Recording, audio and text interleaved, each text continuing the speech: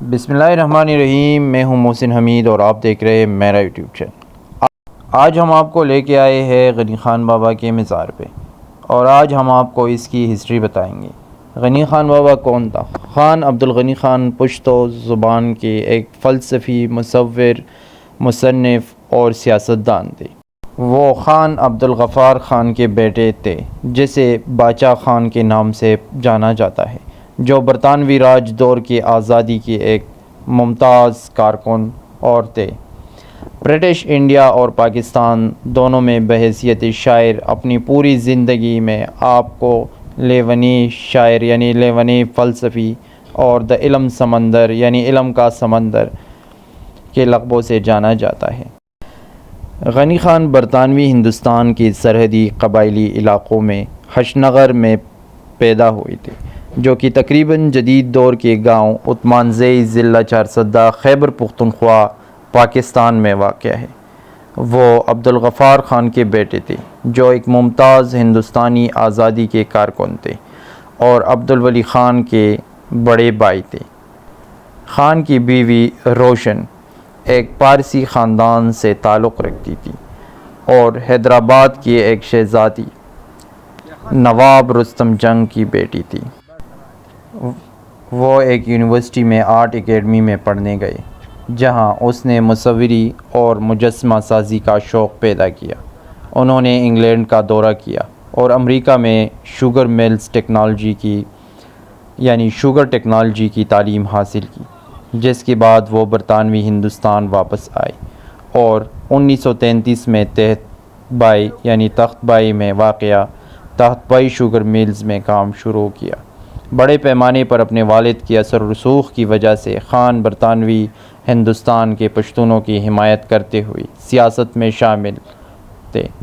ان کی سرگرمی کی وجہ سے خان عبدالغنی خان کو حکومت پاکستان نے 1948 میں گرفتار کر لیا، حالانکہ اس وقت تک انہوں نے سیاست چھوڑ دی تھی اور 1954 تک ملک بھر کے مختلف جیلوں میں قید رہے۔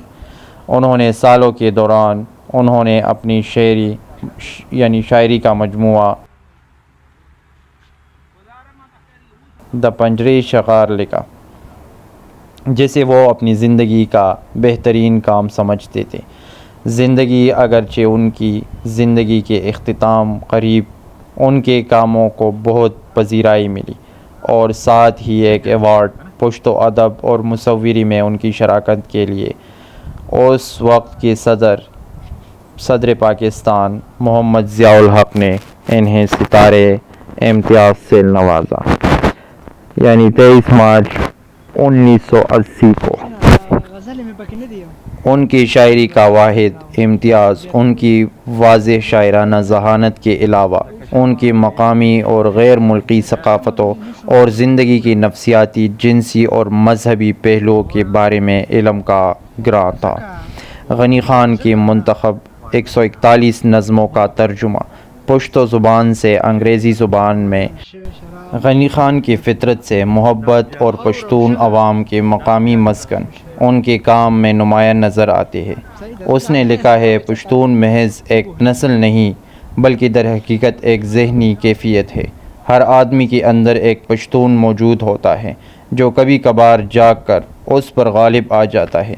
پشتون بارش میں بوئی گئی گندم ہے، یہ سب ایک ہی دن آ گئے، سب ایک جیسے ہیں، لیکن مجھے ایک پشتون سے پیار کرنے کی سب سے بڑی وجہ یہ ہے کہ وہ اپنا چہرہ دھوئے اور اپنی داڑھی پر تیل لگائے اور اپنے تالوں کو خوشبو لگائے۔ اپنے بہترین کپڑوں پر جب وہ لڑنے اور مرنے کے لیے نکلتا ہے۔ ایک ترقی پسند اور دانشور مصنف کے طور پر انہوں نے لکھا ہے، میں اپنے لوگوں کو تعلیم یافتہ اور روشن خیال دیکھنا چاہتا ہوں، ایک ایسی لوگ جو ایک ویژن اور انصاف کے مضبوط احساس کے حامل ہو، جو فطرت کے ساتھ ہم آہنگ ہو کر اپنے لیے مستقبل بنا سکے۔ غنی خان کا انتقال 15 مارچ 1996 کو ہوا اور انہیں عثمانزئی چارسدہ میں سپرد خاک کیا گیا۔ ان کی موت کے بعد ان کی شاندار کامیابیوں کے اعتراف میں صوبہ خیبر پختونخوا کی حکومت نے 8 ایکڑ اراضی پر ان کی یادگار کے طور پر ایک پبلک لائبریری اور ایک پارک تعمیر کیا، جس کا نام غنی ڈیرے رکھا گیا۔ یہ مقام ان کے گھر دارالامان کے بالکل قریب اور ان کے گاؤں عثمان زئی کی حدود میں ایک ٹیلہ پر تعمیر کیا گیا ہے۔ مزید اس طرح کی انفارمیٹیو ویڈیوز کے لیے ہمارے چینل کو سبسکرائب کرنا نہ بھولیں۔ Thanks for watching the video.